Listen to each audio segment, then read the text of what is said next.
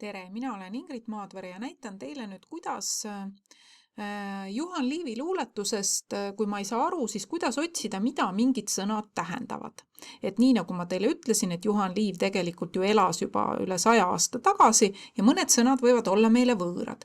Nii et kui ma võtan selle sama luuletuse Lumehelbeke, tasa-tasa, liugleb aknale, et kui mina näiteks ei tea, mida see liugleb tähendab, siis ma võin selle kohe siit välja valida, nii, parem hiireklõps kopeeri ja teil on tegelikult 2 viisi.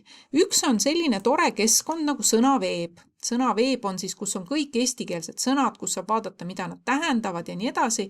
Ja kui ma kleebin nüüd selle siia sisse, parem hiireklõps kleebi ja ta ütleb mulle, see on ka vormsõnadest liuglema, liugleb, ma valingi liuglema, siis ta ütleb mulle ilusti, et see tähendab sujuvalt nagu libisedes liikuma, nagu libisema lendama. Nii et nüüd ma võib-olla saan aru, mida see siis tähendab, see liuglema.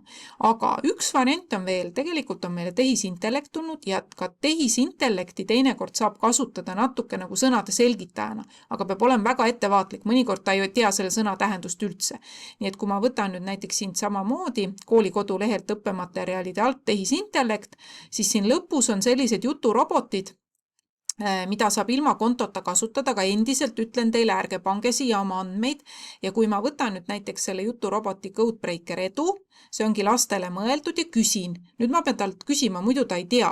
Et kui ma nüüd siia lihtsalt vaadake, kui ma kleebin lihtsalt liugleb, siis panen selle sisse, siis ta ei saa aru, mida ma tahan teha, aga kui ma ütlen, mida tähendab sõna ja nüüd siis panen kontroll veel see liugleb, nii vaatab, mis ta siis vastab.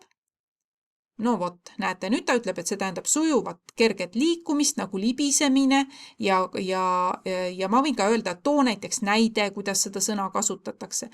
Nii et tänapäeval on neid variante, mis teile siis selgitavad seda sõna tähendust, on mitmeid. Aga võite muidugi, kui teil on kahtlus, et asi ei ole õige, siis ikkagi küsige õpetaja käest üle.